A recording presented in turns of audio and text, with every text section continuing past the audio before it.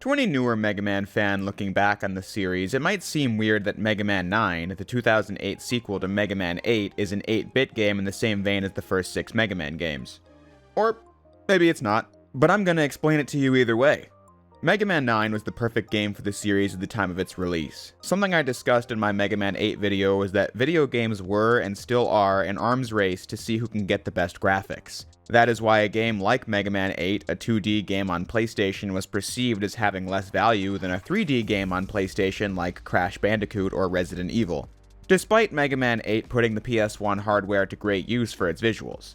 Mainstream games had just been rejecting old things throughout the late 90s and early 2000s because of how quickly technology was evolving back then.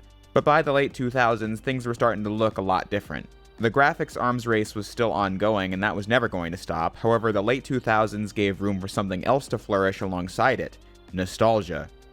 Nostalgia tends to operate on a 20-year cycle where something cool comes out, it tends to be overlooked 10 years later, and then 20 years later people who grew up with it are wanting it back. This isn't an exact science, but it's true more often than not. By the late 2000s, the original Nintendo's classic games were turning 20 years old. This point in gaming history is when nostalgia started taking off. And this is also when every console had a digital storefront where you could buy and download games. Nintendo was using this to offer its classic catalog for purchase, and other companies were allowed to get in on the action. Keiji Inafune, Mega Man series producer, cites the popularity of Nintendo's Virtual Console as the inspiration for Mega Man 9. He thought that a game like Mega Man was just never going to keep up with what AAA studios were putting out, and that a retro throwback game is the perfect niche for a new Mega Man game. You can scratch that nostalgic itch while making a game that's very simple, low cost to produce, and inexpensive for consumers. Capcom wanted it to have 3D graphics like many of the other Mega Man side-scrollers of the 2000s, but eventually got on board with the idea of it being an NES-styled game. It was released in September of 2008 for Wii, PlayStation 3, and Xbox 360 as a downloadable title. But it wasn't just the perfect game for the series because of the nostalgic atmosphere, it was also a nice palate cleanser for the franchise. Mega Man 8 and Mega Man and Bass were the last main installments in the classic Mega Man series before Mega Man 9. There were 10 years between the original releases of Mega Man and Bass and Mega Man 9. In that time, the other Mega Man franchises got the spotlight. More Mega Man X games of wildly inconsistent quality, the Mega Man Legends games took the series into the 3D adventure genre, the Mega Man Zero games debuted on Game Boy Advance, which were like Mega Man X but more combat and skill focused, the Mega Man Battle Network games also started up on GBA, which were RPGs, and those got a sequel series on DS called Mega Man Star Force, and the Zero series got a sequel called Mega Man ZX on DS as well. The 2000s was like a landfill of Mega Man games, sometimes releasing up to 4 or 5 games a year, featuring different genres and characters. Diminishing returns were starting to set in at this point as the sales got lower with each installment, so I'm sure you can see how taking a step back and doing something more akin to the series' roots appealed to the hardcore fanbase and for people who just fondly remembered NES games like Mega Man and wanted a cool throwback. That is how Mega Man 9 came to be and why it was a commercial and critical success. NES being peak gaming was the attitude of the internet at the time, the 20-year nostalgia thing having something to do with that. So Mega Man 9 took that energy and ushered in an age of retro throwback games in both the mainstream and indie scene, and how the game went about that is something we're going to talk about today. But before I even think about it, I'm willing to bet Mega Man has always made you want to be able to program your own machines. Unfortunately, I can't teach you how to do that. What do I know about making robots? But if you were ever interested in learning how to code, we'd best thank boot.dev for being the sponsor of today's video. Boot.dev teaches users how to code in Python, a relatively easy to learn and understand programming language. Using boot.dev, you can learn the fundamentals of Python and learn back-end web development from start to finish, and it doesn't even get boring. I used it having no knowledge of programming prior to this moment, and I thought it was interesting because the designers of the website made a game out of it where you do lessons and get experience points for solving problems by yourself. Though you can still have the answers explained to you if you want, you just don't get any EXP for that. I thought the whole thing made it pretty fun. You learn how to code the only way it can be learned, by doing it yourself and seeing the results. These are pretty useful skills, as back-end developers earn pretty decent money these days. The best thing is, all the content is free to read and watch in guest mode. A paid membership just unlocks all the interactive features like hands-on coding, progress tracking, and game elements. But if you do pay and don't like it, you can get a 30-day, no questions asked refund.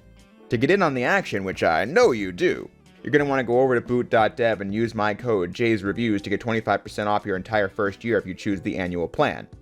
Thanks again to Boot for being the sponsor of this video. Now, back to your regularly scheduled programming. With all that said, a title such as Mega Man 9 will leave you wondering how such a game holds up over 15 years later. Sure, it's basking in the glory of the NES nostalgia that was very popular in 2008, but it's not 2008 anymore. For crying out loud, the Xbox 360 is turning 20 years old this year. The question is, does a game like Mega Man 9 stand up on its own 2 feet when we're so removed from the context it was made in? Nowadays, if you're playing Mega Man for the first time, you play 1 through 8 and see the games evolve one game at a time. Such retrospect is why people are more favorable towards Mega Man's 4 through 8 nowadays than they used to be, because the nostalgia for the first 3 games tends to be taken out of the equation. So then you go to Mega Man 9 and it's seemingly a downgrade. I don't know how prevalent this take is in the larger Mega Man community, but I've been seeing a lot more anti-Mega Man 9 sentiment in my sphere of influence as of late. Not people saying it was terrible or anything, but that they don't like the idea of what it's trying to do. I used to not like this game because I thought it was ball-bustingly difficult, a topic we can revisit throughout the next several minutes. But before I discuss how I feel about Mega Man 9 now, I want to start by showing what the case against this game might be for someone getting into it now, and that will kind of show how I used to feel about it before the present day. Saying Mega Man 9 is a step back from Mega Man 8 is pretty apparent just by looking at the game. 8 was a 32-bit PlayStation game, 9 is an 8-bit NES callback game. The graphics and animations are significantly less detailed, and that's by design. And that's not really the issue in contention. 8-bit is merely an art style at this point, not a limitation of the hardware the game is running on. The actual issue is that Mega Man 9 is in no way a mechanical sequel to Mega Man 8. Both games are using the Mega Man gameplay formula, 8 bosses and fortress levels and all that, but this game reverts the gameplay way back to Mega Man 2, and this is absolutely what they were going for. In Mega Man 3, the titular hero was given the ability to slide through obstacles, which fundamentally changed how Mega Man levels were constructed and how enemy attack patterns were designed. Mega Man 4 gave him the Charge Shot, an ability that got more powerful in Mega Man 5. This altered the balance of Mega Man completely because the default weapon had a decisive edge over your special weapons. Obviously, Mega Man's 6, 7, and 8 kept iterating on this and adding new mechanics and gimmicks to make each one stand out. But Mega Man 2, especially in 2008, was held as the highest standard of the series. It being the best-selling Mega Man game of all time at that point no doubt had something to do with that. It was their intention with Mega Man 9 to basically make a throwback not to NES Mega Man games broadly, but to Mega Man 2 specifically. It's almost like an alternate reality sequel to that game. Mega Man can do what he could in that game, which is just run, jump, and shoot. And he gets super powerful special weapons, and there are no tricks or gimmicks whatsoever. No second fortress set, or rival antagonist, or middle stage, or exploration elements, or any of that. It's just Mega Man tackling the 8 stages in whatever order you want, and when you're done, you go straight to the Wily Fortress. The only mechanic from the NES sequels that made it in here were the Rush Coil and the Rush Jet, and the inventory screen not being a mess. So fundamentally, the issue for the players in the current year are, do you vibe with a game that's intentionally pulling itself back? A game that's not trying to evolve the mechanics of the series, instead pulling it back 20 years in the name of nostalgia. Because you can use an older graphical style as an art choice. The recent fan game Mega Man X8 16-bit does just that. It has old graphics, but it's got full widescreen and quality of life features that none of the previous games did, and still includes mechanics later games introduced, while still trying to have that SNES Mega Man X feel to it. For some, they're against Mega Man 9's approach on principle. For me, I think it comes down to the execution. Since they're trying to make a game like Mega Man 2, I'm just going to talk about how well I think the game does at that and how good I think it is in its own merits. The reason I didn't like Mega Man 9 when I first played it was simple. The game is hard as fuck. I didn't like that because I don't like losing and being pissed off. But even speaking philosophically, I always felt like this was a misread on the old Mega Man games. NES games, especially in their US versions, are notoriously difficult. Games were expensive to make even then, but an NES cartridge couldn't really store enough data to make a game that would be worth $50, so you make it last by making it challenging. Games often didn't have save features. You need to rely on hotlines and magazines or word of mouth to figure out how to beat a game. And video game rentals in the US made Japanese developers want to make the US versions even more difficult so that you probably wouldn't be able to finish it in a weekend. These are the factors that led to numerous NES games being incredibly difficult, or in the case of many others, just being shitty games. But despite Mega Man 2 having the reputation of this challenging, rite-of-passage retro game, it's really not that hard. In fact, I don't think any of the NES Mega Man games are that difficult. Mega Man's 2 through 6 all had passwords that allowed you to sort of save your progress, but then in-game the challenge is pretty reasonable. I get I'm not an NES kid, I'm a PS2 kid, but there are many NES games I want to be into but never got far in, like Castlevania. That game is really tough. Never got more than a few levels into that game or Castlevania 3. But I've beaten Mega Man's 1 through 6 numerous times without a lot of hassle coming from it. Mega Man 1 was pretty janky, but exploitable at the same time. Then Mega Man 2 especially was broken as hell. Some parts of that game were super difficult if you didn't go through the right stage order, but if you did, it's a pretty easy game. And one of the special weapons just obliterates the difficulty balancing. I said in my video on it that it's almost funny how easy the game can get. Mega Man 3 was also pretty straightforward outside of the Doc Robot levels. And then I thought 4 through 6 were all very well balanced platformers. Point being, I think in making Mega Man 9 a super tough game, it doesn't really feel like the original Mega Man games at all. I never felt like Mega Man's 1 through 6 ever had an obstacle like the part in Galaxy Man stage where an enemy will fly in from the top of the screen and drag you to your doom almost immediately. Those games were just not like that. But then, when I played this game again a few years ago, and now playing it twice for the video, I really wonder, is that a bad thing? Sure, I think the difficult reputation of NES Mega Man is super overblown, and I feel like that reputation might have bled into the design of Mega Man 9, but is that inherently bad? Upon reflection, I don't think so. Mega Man 9 is a throwback to that older era of game. It plays like classic Mega Man on Nintendo, but is amped up. There are many Mega Man games that are really difficult. My first major success on YouTube was back in 2017 when I talked about how Mega Man X6 was a frustrating mess. But the devil is in the details. Mega Man X6 is a poorly balanced game, much like Mega Man 2. But 2 is enjoyable because it's a fun platformer at its core and the parts that are broken are in your favor. Mega Man X6 is not fun. Level design is poorly thought out and the ways it's broken are not in your favor much of the time. When I sit back and really think about the game design of Mega Man 9 on that spectrum, I think it's pretty solid. For the most part, the game handles challenge really well because of how it telegraphs things. That's the deciding factor between a platformer being difficult and cheap. If you wouldn't have any way of avoiding something on a first go, that's veering towards being cheap. But if you know why you died and can avoid it the next time, you're far more likely to think, okay game, I see what you're doing, I'll be more careful next time. Even that obstacle in Galaxy Man stage is a great example of it. They might get you the first time, but it's pretty close to the start of the stage. This section warns you that a part of this level will involve enemies dropping from the top of the screen to send you to your doom. Some parts will need you to take it slow as a result. Like this part.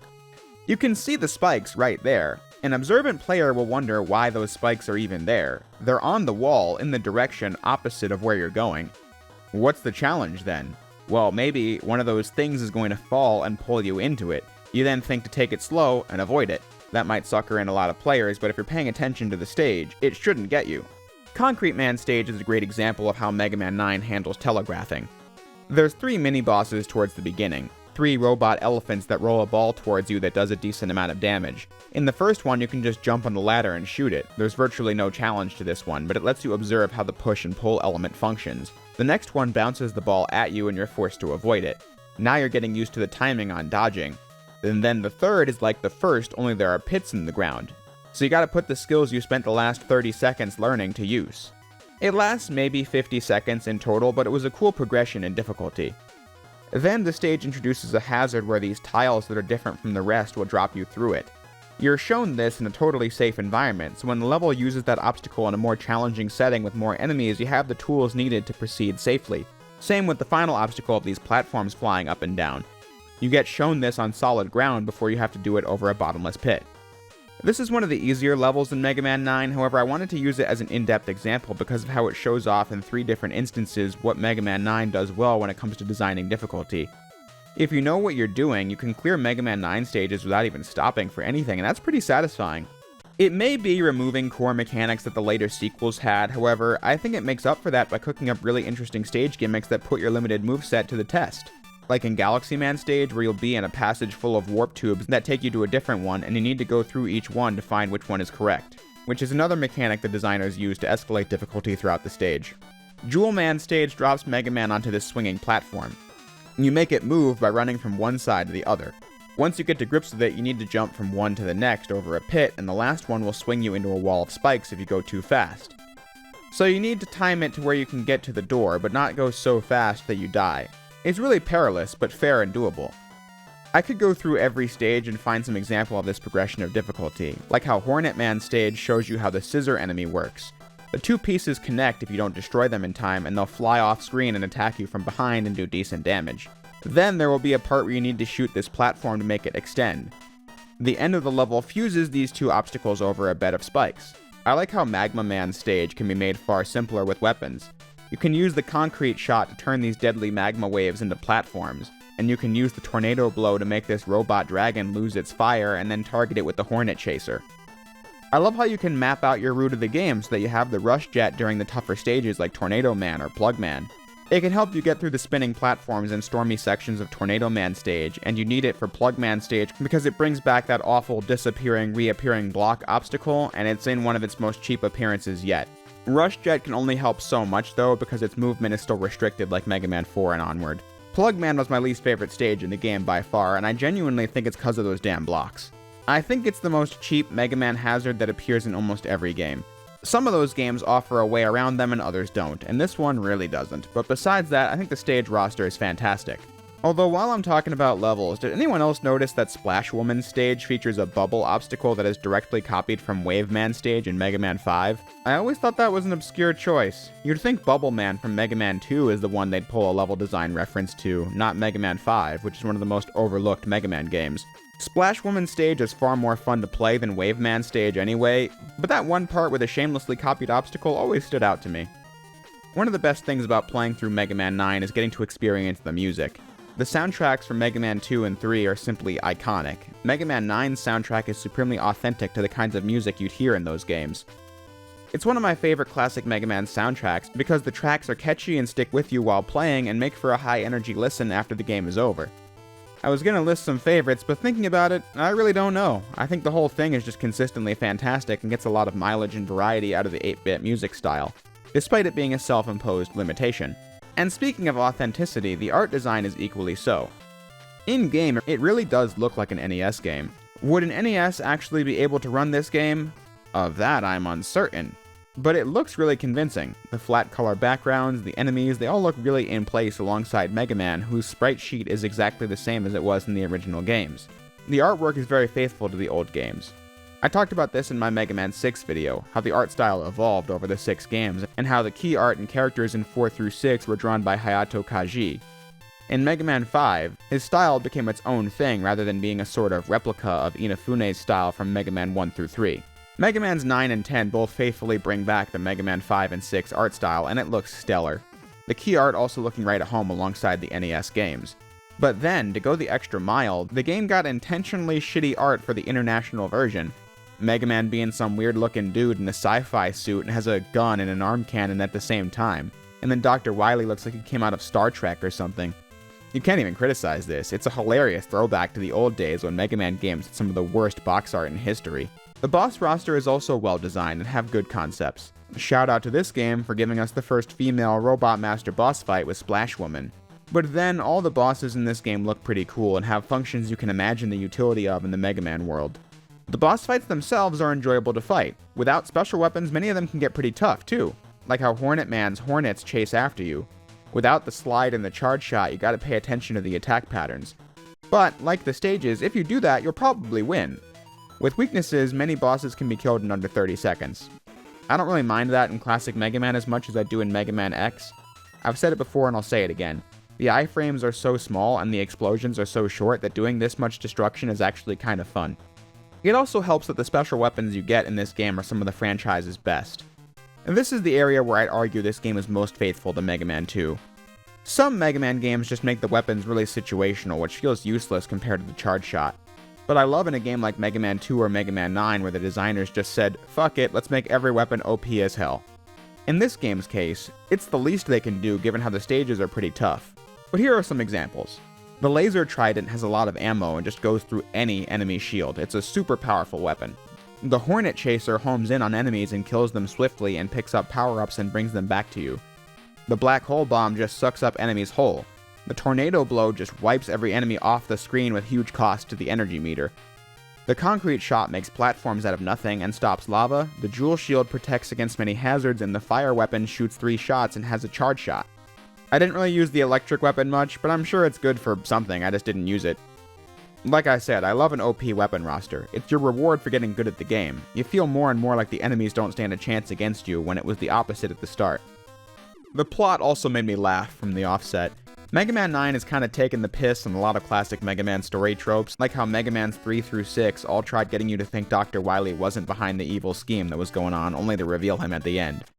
Mega Man 9 sees a bunch of Dr. Light's old robots going haywire, and Dr. Wily then comes forward with an AI-generated video of Light announcing his evil schemes, and then Dr. Wily starts a GoFundMe to help fight back. Well, maybe it didn't happen exactly like that, but I thought it was funnier to say that it did. But the point is, Dr. Wily is obviously behind this, and Mega Man sets out to stop the rampaging mechs and prove Dr. Light's innocence. The game's setup is pretty goofy, on purpose, I'd say. But even with that said, the story does bring up some interesting points, even if they ultimately don't go anywhere. Towards the end of the game, Mega Man and crew gain access to the memory of a defeated boss. In it, they find out that Wily approached the 8 Robot Masters about working for him, and we learn a crucial piece of classic Mega Man lore. If you ever wondered what exactly happens to Robot Masters, each and every one of them is given a government-mandated expiration date, upon which they are decommissioned. All 8 of these machines' expiration dates are coming up. Wily tells them it's unfair and that they should be able to keep helping humanity if they're still able to, and that's all a Robot Master cares about, so they all agree and are turned into tools for wrongdoing by Dr. Wily. It's so casually brought up, but that's pretty dark. Robot Masters are given lifelike personalities by their creators. They are essentially living beings that are artificially made and bound by programming, but from the day they're activated, there just is a day they're set to cease functioning. Of course, humans pass away, but why even give Robot Masters the capacity for thought if that's how you treat them? It gets you thinking about how Mega Man and Roll definitely have these expiration dates too. Again, the story doesn't do anything with this, it's a classic Mega Man game after all, but it's interesting nevertheless. After this revelation, you're swept away to the final levels. Before you go, you'd best stock up on items though. One of the few things from Mega Man 7, 8, and Base that made it into Mega Man 9 is a shop system. It functions like 7 and Base. You collect screws in the stages and from defeated enemies, and can exchange them for items in the shop. I'll tell you right now, don't bother with any of it except the E-Tanks, extra lives, and maybe the energy balancer. The rest are too situational for the price of admission, like being able to step on spikes once, or changing Roll's outfit to the Mega Man 8 attire for 200 screws. E-Tanks are only 30 screws, so I stocked up on them. Believe me, you're gonna need it. Once you start the final stages, you can't go back to the shop. The final Wily Castle is a 4-stage gauntlet. I really like how these levels are designed. Like always, the Wily Fortress is a great opportunity for the designers to create obstacles requiring your full toolkit because they can guarantee you have them by this point. The tornado weapon is required to lift these platforms up, which gets harder with each room, and then it brings back familiar obstacles like the rushing magma from Magma Man stage, and then fuses earlier stage gimmicks together like the swings from Jewel Man stage with the teleporting pads from Galaxy Man stage. Wily 2 will bring back old set pieces and mini-bosses, but makes them tougher, like surrounding the water section with spikes. But it also comes up with new ideas, like enemies projecting holographic fake platforms. You can either see it and try to remember which are real, or blow them all away with the tornado before they finish creating them. Wily 3 has this really interesting gimmick where you're in low gravity and must use the Mega Buster to propel Mega Man forward and backward while avoiding tough obstacles. Though the devs really gave you the middle finger when the grabbing enemy from Galaxy Man returns out of nowhere to kill you here. That sucked. But it's also right here where you can risk your life to get that M-Tank, which refills all your health and ammo, so it's definitely worth it. The bosses here are pretty good too. The first one requires you to bounce these spikes back at these enemies before they hit you. The second is this Shark Tank ship that has multiple weaknesses and health bars. It sounds tough, but it's pretty manageable if you have those E-Tanks I told you to stock up on. And then Wily 3 ends with the Devil Monster boss. One that's simple enough to dodge, but I just kept taking damage because I kept panicking mid-fight for no reason. But if you take your time, it's not too much trouble to deal with. And Wily 4 is predictably the final boss and boss rush. The lead up to that is this corridor of lasers that are meant to be blocked by the concrete shot, but the angle was always pretty odd, so I just try to damage boost through. The boss rush doesn't really bother me here because, like I said, bosses can be beaten in 20 seconds and explode for 1, so it's over before you know it. The final boss tries getting creative though.